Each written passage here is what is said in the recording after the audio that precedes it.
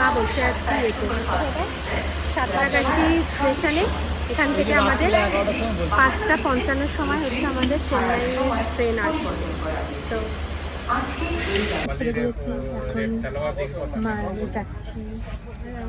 এই যে আমরা এখন খুব হুলস্থুল অবস্থা।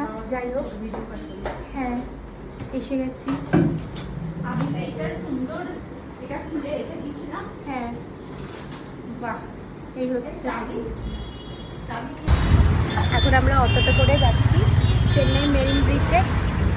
And just excited. আজকে রাত্রিবেলায় বেরিয়ে পড়েছি, কালকের জন্য ওয়েট করতে পারলাম না, এটা হচ্ছে মেন কথা।